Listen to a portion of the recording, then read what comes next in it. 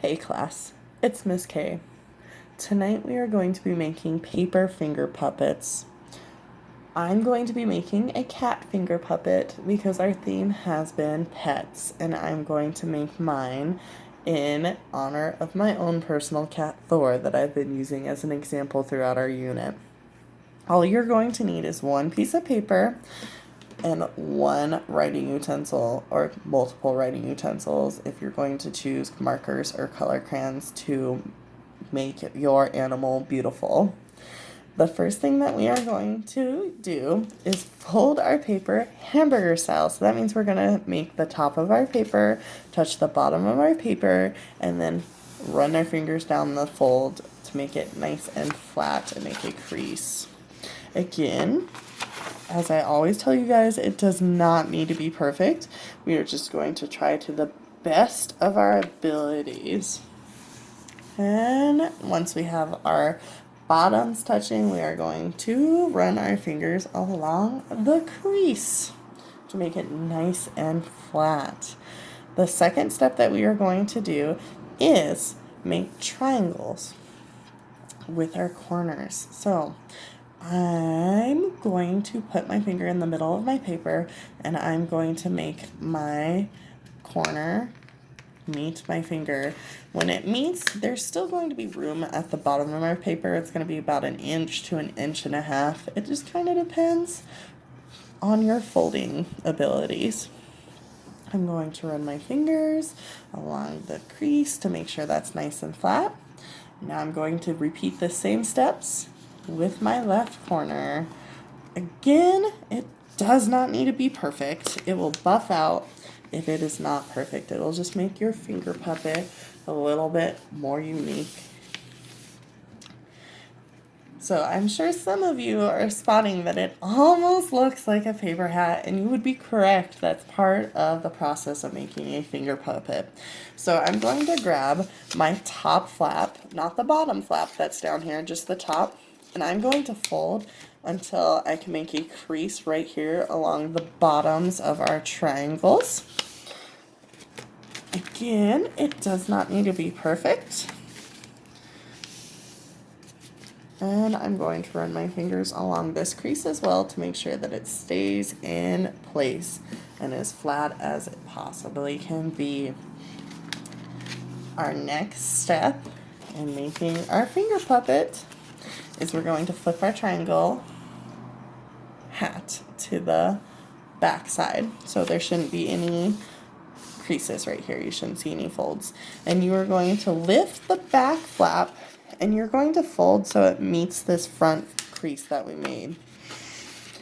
Again, as I tell you guys, it does not need to be perfect. I know I have a lot of perfectionists in my class, and that's okay. Do not panic. It will buff out. So now we have a hat-looking object. And what I'm going to do is we are going to flip this top triangle down to the bottom, and as you can see there's like a little pocket in here, and I'm going to use my right hand and put my thumb and index finger on the top flap, and I'm going to do the same thing with my left hand but on the bottom of the flap, and I'm going to pull it open until my left corner and my right corner of what was the hat touch each other. It's going to make a diamond, and you might have to finagle it a little bit and push your corners in so it opens.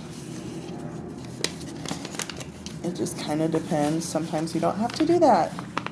And now these corners of my hat are touching, and I have created a diamond, and I'm just going to run my fingers along all the corners and sides of my paper to make sure that it is as flat as I possibly can make it. So we all should have a diamond. And now I'm going to do that process again where I work on the front flap and not worry about my bottom flap. I'm going to take the bottom corner of my front flap and I'm going to fold it up until it touches this top corner.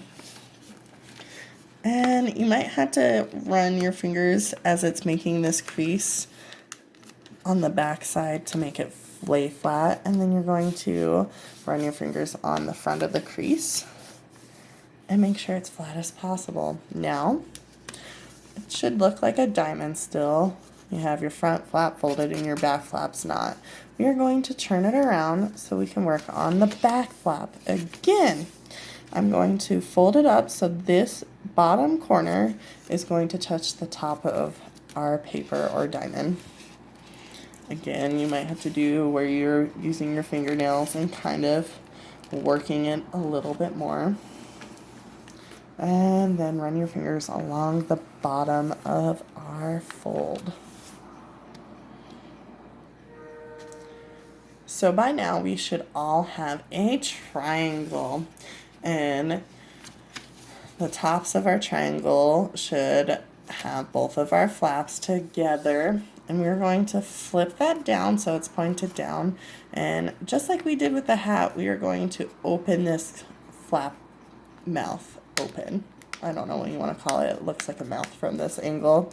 I'm going to take my right hand, my thumb and my index finger, pinch the top. I'm going to do the same thing with my left hand but with the bottom, and I'm going to make it so this corner and this corner touch each other. And guess what, you guys? We are almost done with our finger puppet.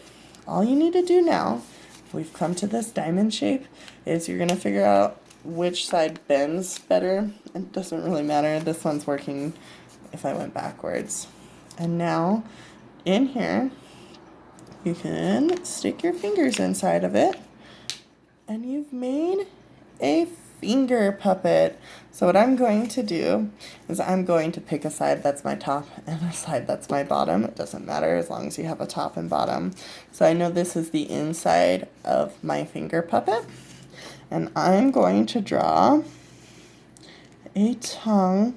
I am not an artist, you guys. I'm just going to try the best of my abilities. So there's a tongue, and then this would be the front. So this would be my cat's nose, and they have whiskers, so I'm going to draw some whiskers, and then I'm going to use the corners of my finger puppet as the eyes.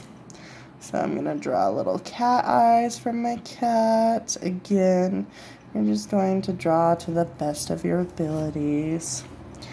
It does not need to be perfect.